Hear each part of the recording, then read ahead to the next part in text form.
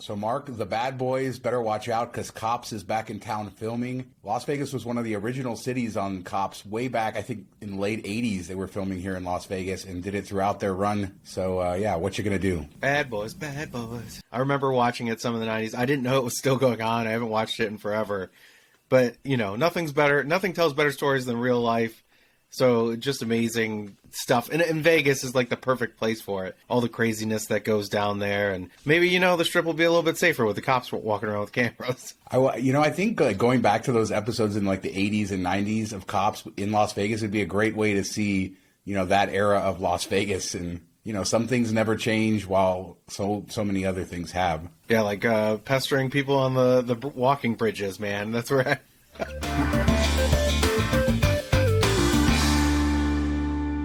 Formula One's coming later this year. We're talking about it, but the pain is happening now with the repaving. They're repaving for the next couple of months, and we knew that was going to happen, but now we're seeing pictures and videos of what it's like in real life. The strip down to one lane in each direction, and it's pretty ugly, and it's going to look beautiful after that until those cars tear it up in a few months. Yeah, you know, we made jokes about them doing this, and then they have to redo it, so, like, what's the point? But I understand there's layers to it.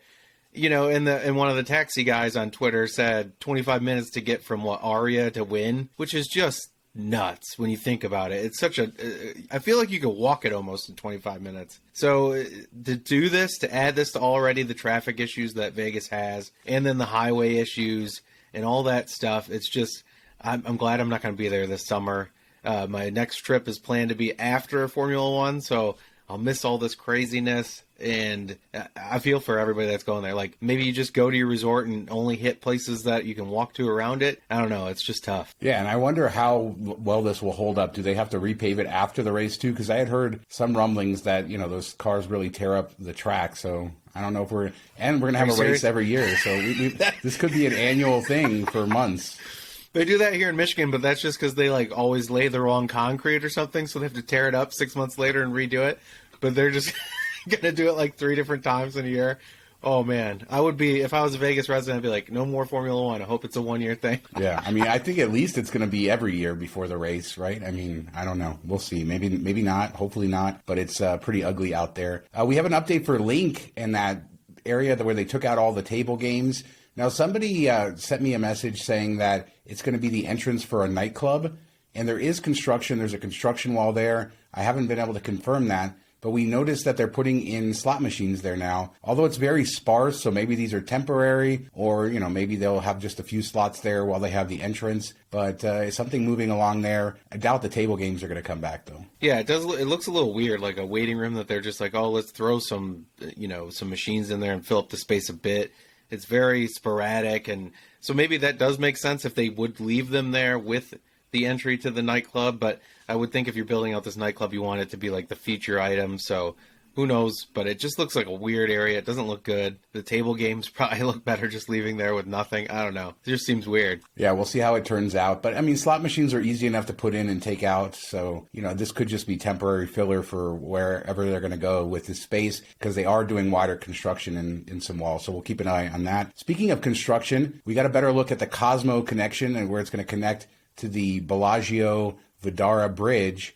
And it's looking pretty good. It looks like it always should have been this way, right? I mean, Cosmo sitting right in the middle of all these properties, it always felt like it should have been connected in some way. And there's some concept art on the walls too, which actually shows the Vdara Bridge, which was uncovered, being fully enclosed as well. So you're going to have fully enclosed bridges and connections, making it feel a little bit higher end. A good improvement, although, you know, it's still, if you want to get all the way to Aria, if you want to make that walk, it's still uncovered between Vdara and Aria. But you could just take the tram into Aria as well.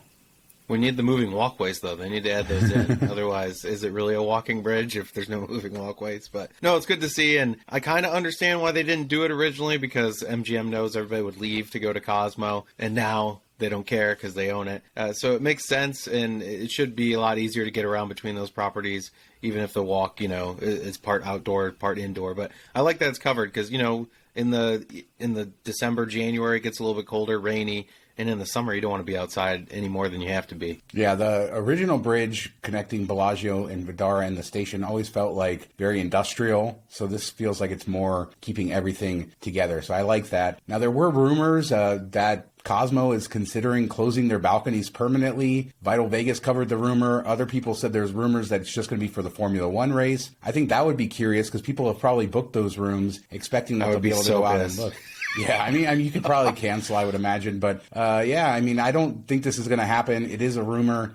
It seems like that is the main distinguishing factor of that property. It's been open quite a while. Honestly, I'm sure people have jumped from there, but we haven't heard about it. But I hope that they keep them. I mean, it would be a big loss for Cosmo if MGM decides to shutter them. Yeah, I think that's kind of the main feature and why people book those rooms. I know you said you love that room. Bethany at Bougie Miles has said it too, like her favorite room. Having that is something special, something you don't see elsewhere. So if you shut that down, you're going to lose a lot. And those rooms are expensive too. So you're going to lose that money, that flow. People aren't going to be willing to pay that upcharge without being able to go outside and enjoy that. And it's always cool to like start off the night on an outdoor patio, your own patio, have a couple drinks you bought at the ABC store or CVS.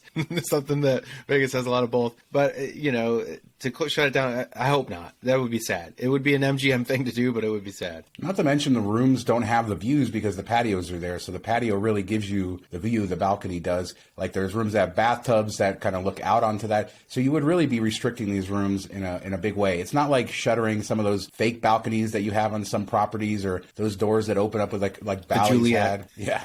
So, I mean, these are real balconies and I don't think it's going to happen, but I thought it was worth at least sharing that there's these rumors, competing rumors about whether it's going to be for the Formula One race or permanently, but I think it would be a huge mistake. Now, Tasting Table released a list of the 20 best Italian restaurants in the United States, and 3 of them are in Las Vegas. Now, Tasting Table is apparently this really high-end culinary magazine out of New York, so I guess they went and they tried all these places, but on the list is Brezza, which is at Resorts World, and Carbone, which is at Aria, which is a long-known, and they said Carbone all of their locations, so that kind of includes the Las Vegas one, and then Esther's Kitchen, which is in the Arts District downtown, a restaurant that's been so popular they're about to move to a bigger space, but one of the best Italian restaurants in the country. I'm actually hoping to eat there this weekend, but we'll see if I can get in. Reservations are tough. Yeah, they ruined pizza, though. Did you look at that?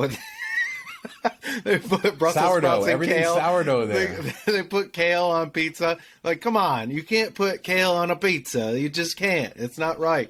We don't need it to be like a salad on a pizza. So that was my only takeaway. Esther's looks really cool. The pictures I've seen, I've only heard great things. So it'll be interesting to see when they move to the bigger place, if it's easier to get in there and everything. But yeah, the one at Resorts World always is busy.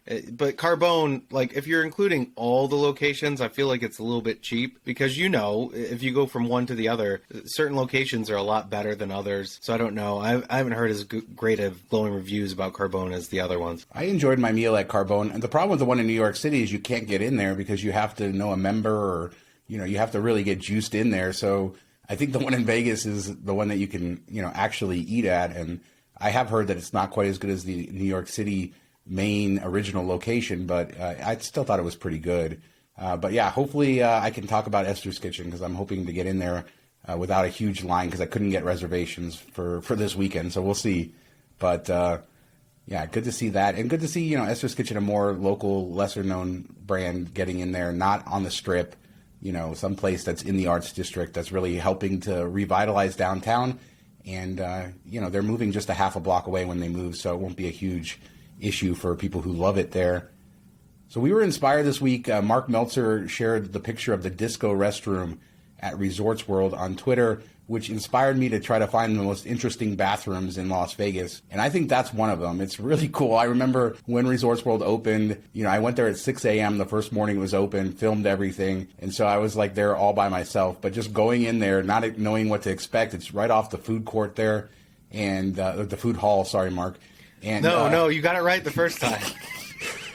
And I just walked in there. I'm like, what the heck is this place? And I think it is one of the most interesting restrooms in Vegas. It's just so over the top, crazy, glittering disco balls, animal prints on the walls, different LED colors. It changes colors even. I really love it. And we'll have a few more to talk about. But what is your most interesting one that you've seen? Skyfall. Yeah, that bathroom is just kind of crazy. Like, especially if you're sitting down to go to the bathroom. bathroom, and it's just like glass and windows, and you're staring out while you're doing your business. You know, my wife went in there and she came out. She's like, that was really weird. Like, I felt sitting there, everything out while going to the bathroom. She's like, it felt uncomfortable and cool at the same time. So I really do like that one. It's something unique and something that's still kind of private, even though it feels like it's not. Yeah, that's a really cool restroom and certainly belongs on this list. But, of course, the top of the list is the bathroom at Main Street Station where you can pee on the Berlin Wall. I happened to be with Mark the first time he got to experience this Vegas unique thing, and he just absolutely loved it, despite the fact that he's trashing it right now. No, it's the best place for $3 beers to go when you're getting them. I don't think they're $3 anymore. I think they're like $5 now. And I remember just less than 10 years ago, they were like $1.50. But yeah, you can go in there. The Berlin Wall is there. It's very unique. Now, it's in the men's restroom. It's kind of to the right of the buffet. And if you are a woman and want to go in there and try it, you can often ask an attendant or somebody working there. They'll clear the bathroom for you. I guess it really depends on how busy it is. But I know that my wife has been able to see it because of that. So they'll help you out trying to get in there and making sure that, nobody comes in while you're looking really quick. So it should be hopefully accessible to everybody. Although I don't know why they didn't just put part of it in one bathroom and part of it in the other. That's a little misogyny there, I suppose. Hey, it makes for funny Instagram photos, I guess, if you can get in there and take a picture. Yeah. So some other ones, Scotch 80 Prime at the Palms has this like pink, looks like very French over-the-top stall, and it's just the stall within the bathroom, so you got to find the secret stall. And I didn't know about that. And I was looking up, trying to find other bathrooms, and there was a Vegas Eater article from 2019, and that's where I saw this. And there was this other cool one, Paid in Full. Now, this restaurant closed, unfortunately, a couple years ago, but it had a disco ball and like a pink unicorn and all this other stuff. Maybe the disco ball is what inspired Resorts World. I don't know. That one's creepy, man. I thought that looked really, really creepy. And it looked like Resorts World, but a lot less. Yeah. Like I said, the inspiration. But I'm sure there's others, so I would love for people to let us know in the comments I have one. Okay. I was at an establishment, those type of establishments. And I don't remember exactly when. It was the end of the night. And you go in, and it's a unisex bathroom. And all the doors are like glass, so you can see into every stall, and you're like, what is this? Like, okay, there's women walking through, men, and then when you hit the lock on the door, it frosts the glass. So I thought that was kind of cool. Yeah, that does sound kind of cool. So yeah, let us know what you guys have seen. I can't remember where it was. It was one of the clocks. I'm sure somebody knows. Maybe they'll let us know. So there's a big battle in the state legislature, or not really a big battle. So back during the pandemic, they passed SB4, which essentially required the hotels to do daily housekeeping to prevent COVID or to clean surfaces, disinfect them. And now there's a bill, SB 441, that's designed to repeal that. And basically everybody's on board with repealing this, all the hotels, all the casinos, even the health district here, because it's putting such a tax on them to basically enforce this. And on the other side is the culinary union, who wants to protect their workers and says that this needs to be codified into law. So, on one hand, we do know that the hotels, casinos, they're going to cut back on daily housekeeping if they don't have a requirement. But on the other hand, there was never a requirement before COVID, so why would this stick around? It doesn't make a lot of sense. And they also say that a lot of customers don't necessarily want full daily housekeeping. Plus, they're really still struggling to find housekeepers. I mean, is this even enforced, really? We've talked about how dirty the rooms are in Vegas, and I can't remember the last time they came in my room while I was there, during COVID, before COVID. So I don't even know that this is a thing. Like, it's a law, but I don't think anybody's following it very well. Maybe they walk in and do some spritz and walk out. I don't know, but it doesn't seem like they're going in there and cleaning any, harder than they were before or any more often. So I don't think it should be a law, because they're not following anyway. What's the point? It's like those weird laws you hear about, like in Minnesota, that you can't drive a yellow car through the city or something, that they're still on the books, but they don't enforce them. Yeah, we need to get rid of this just because it wasn't something before. And, I understand the culinary union's position, but even when the health district comes out and says it's not needed, I don't know, what defense you really have there. Did you see the president of the culinary union's name, or the secretary treasurer? His name is Ted Papageorge, which is so close to like Papa Giorgio. Yeah, I got a little bit of a kick out of that. I don't know, but because we're children, here essentially.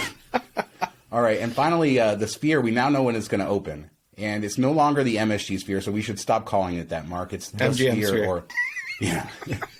It's Sphere or the Sphere. I guess it's actually just Sphere Las Vegas. But they finally announced when their in-house show is going to start, and it's called Postcard from Earth. And tickets are on sale now. October 6th will be the first showing. Tickets are ranging from $49 to $199 and are on sale on Ticketmaster. Now, $49 is going to get you towards the back, $199 front row seats. This is essentially a movie, so you're paying $200 to see a 1 hour movie. Now, they do say that it's their 22nd century technology. There's 16K by 16K screens.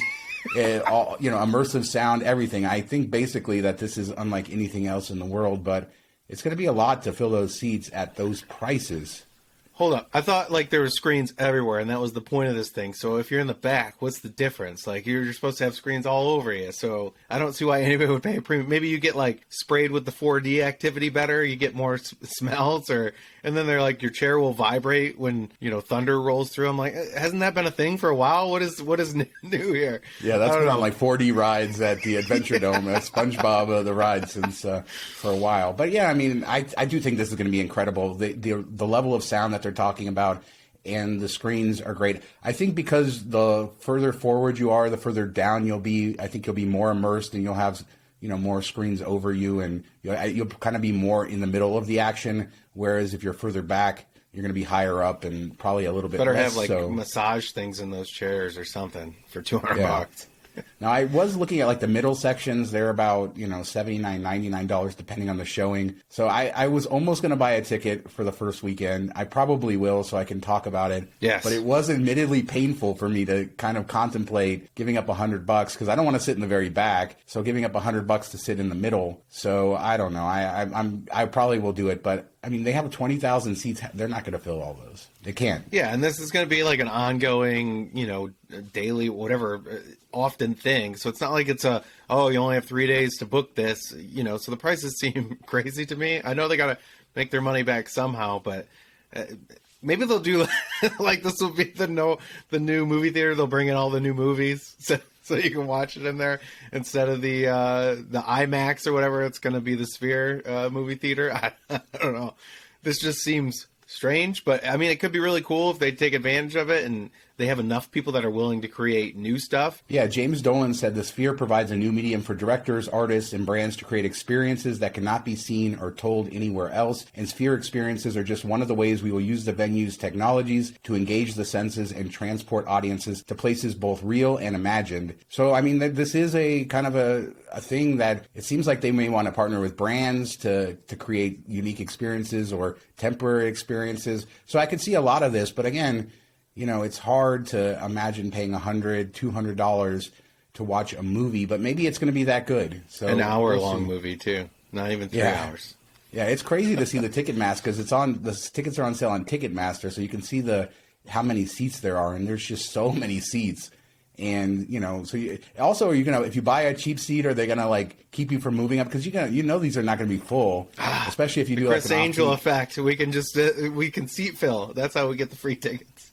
Yeah, there you go. We got to get on house seats. Maybe they'll do seat fillers there. But I guess the big news is October 6th. That is the opening of the Sphere. So we know it's going to open. They're selling tickets.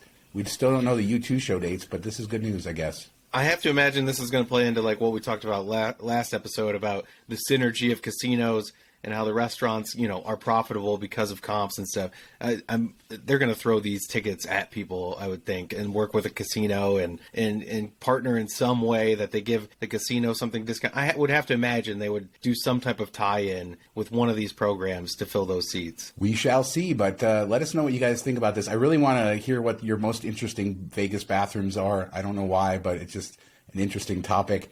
And the Sphere, that they're going to do it. Daily housekeeping. Do you think the casinos are just going to use this to get rid of that altogether? They say they're not. Let us know in the comments. We do 2 shows a week, Tuesdays and Fridays, and we'll be back in just a couple days with a new show. We still also doing that 3-minute version of the show every Fridays on 91.5 here locally in Las Vegas. So if you're here, don't forget to check that out as well. Thanks for watching. Have a good weekend, everybody.